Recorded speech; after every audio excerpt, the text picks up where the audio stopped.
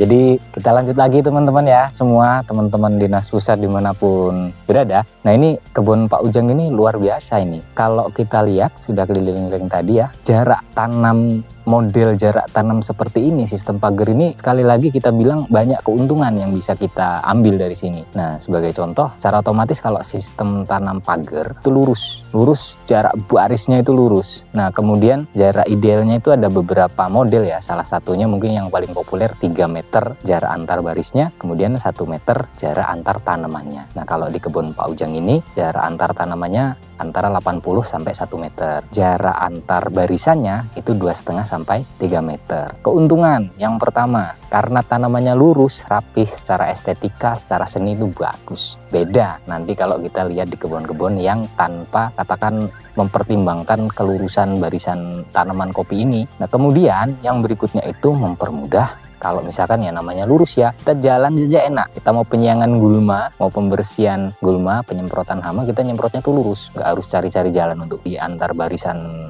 antar tanaman kopi itu. Kalau jarak baris sistem pagar seperti ini kita tinggal jalan aja, semprot kanan dulu, kiri dulu untuk mengendalikan hama. Itu yang berikutnya. Kemudian ada yang lebih potensial lagi untuk kita mendapatkan keuntungan. Nah ini teman-teman semua tentunya sudah kepikiran.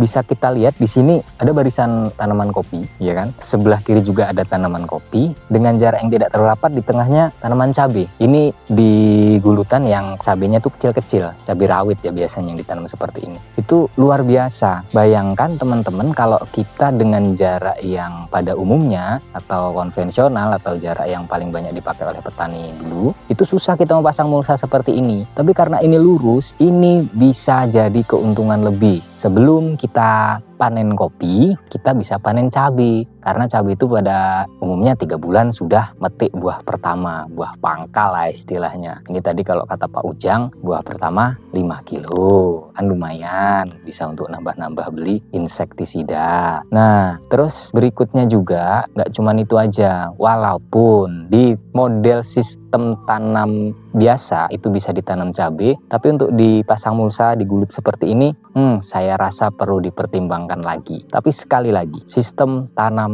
pagar seperti ini itu sangat layak untuk diterapkan di lahan-lahan kita, terutama yang baru buka lahan. Ya, teman-teman semua, banyak sekali kunci-kunci kesuksesan, keberhasilan dalam berbudidaya tanaman kopi ini. Salah satunya adalah pengendalian gulma, rumput liar yang tidak kita inginkan keberadaannya di lahan kita. Biasanya petani itu yang mungkin dia tidak terlalu fokus sepenuhnya bertani, itu dia kesulitan, bahkan sering lewat waktu pengendalian gulma di lahan dia itu karena pertama dia mau ke kebun dia itu jaraknya sudah tidak teratur, rumput sudah besar sedikit, besok mau datang itu males, pas sudah semangat rumputnya sudah panjang-panjang. Tapi kalau lurus seperti ini, kita telat nyemprot sedikit, rumputnya panjang, ya kita masih enak aja jalan. Nah itu kelebihan, kecil keberhasilannya, jadi gulma itu dikendalikan. Setelah itu juga penyemprotan atau pengendalian insektisida. Semut ini luar biasa.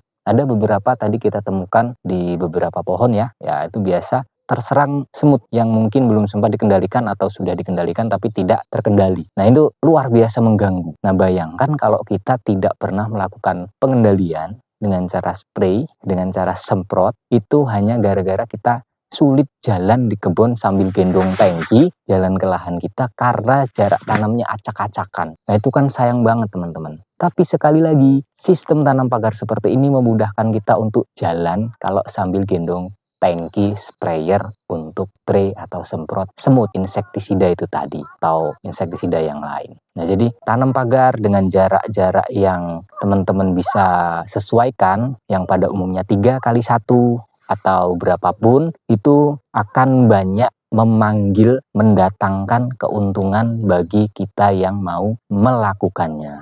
Oke ya teman-teman, jadi salah satu potensi keuntungan kelebihan yang bisa dipanggil dan didatangkan itu adalah dengan tanaman-tanaman seperti ini. Ya, teman-teman mungkin ada yang berpikiran bahwa kalau tanam cabai nanti itu sulit pengendalian gulma cabai rawit ini ya. Nah, sampai-sampai nanti kalau kita sibuk ngurusin cabenya, nanti gulma yang di bawah pohon kopi malah justru nggak keurus, nggak terkendali, jadi susah. Itu biasanya banyak teman-teman petani yang tidak memilih untuk tumpang sari seperti ini. Tapi sebenarnya semua itu bisa ditanggulangi, teman-teman. Ini pemasangan mulsa seperti ini sangat efektif sekali kalau kita mau tanam cabai rawit di tengah lahan kopi. Kenapa? Yang jelas kita tinggal membersihkan atau mengendalikan gulma yang di bawah pohon kopi, tapi kita masih dapat keuntungan dari hasil cabai rawit. Kan luar biasa. Tapi gimana caranya? Mulsa. Plastik mulsa mungkin akan terimajinasi itu harganya mahal, modal besar, kemudian nanti petani akan ngeluh nggak ada modal. Tapi mari berhitung, kita tidak berbicara modalnya itu dari mana, siapa yang sudah punya, dan sebagainya. Tapi dari sini, kalau misalkan kita gunakan mulsa ini akan sangat membantu. Pertama, kalau kita sudah pakai mulsa, otomatis kita tanah digunduk atau digulut istilahnya, dibikin bedengan. Kalau sudah di bedengan akan ditutup mulsa, tidak mungkin kalau diberikan pupuk dasar. Atau nanti kalau sudah ada cabai rawitnya, nggak mungkin tidak diberikan pupuk yang lebih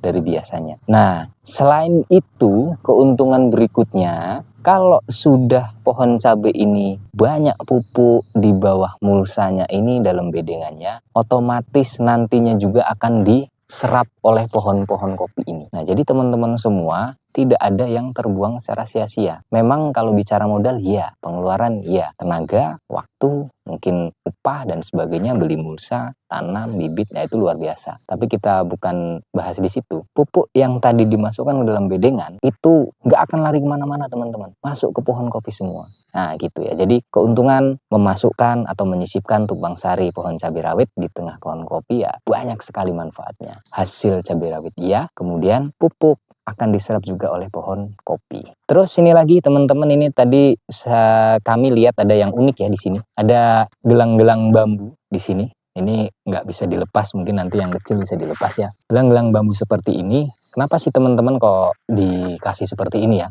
Ternyata setelah kita ngobrol tadi, ini fungsinya adalah ketika tanaman cabai masih kecil, baru ditanam, ini agar dia tidak layu, kepanasan, dan sebagainya. Atau mungkin bisa sedikit mengurangi serangan hama, jangkrik, atau apapun. Jadi ada banyak cara kreatif sederhana dengan bahan yang melimpah, boleh dibilang tanpa modal ya, mungkin hanya butuh tenaga. Itu dengan bambu kalau kita mau tanam cabai, teman-teman. Kita pasang bambu pada tanaman cabai yang masih kecil ya, dia akan tertutup tapi dia tetap akan hidup gitu. Nah, kemudian setelah dia besar ya tinggal kita lepas kalau masih bisa dilepas, kalau tidak juga dibiarkan saja nggak apa-apa. Ini tidak akan mengganggu gitu. Jadi ini salah satu uniknya di lahannya Pak Ujang tadi, pohon kopinya bagus. Kemudian ada tanaman cabai yang di dalamnya ternyata ada trik unik untuk mengantisipasi serangan hama pada saat pohon cabai rawit ini masih kecil atau baru ditanam. Oke, teman-teman tetap semangat bertani, selalu ciptakan atau minimal tiru cara-cara yang sudah dilakukan orang lain dan berhasil. Tetap semangat.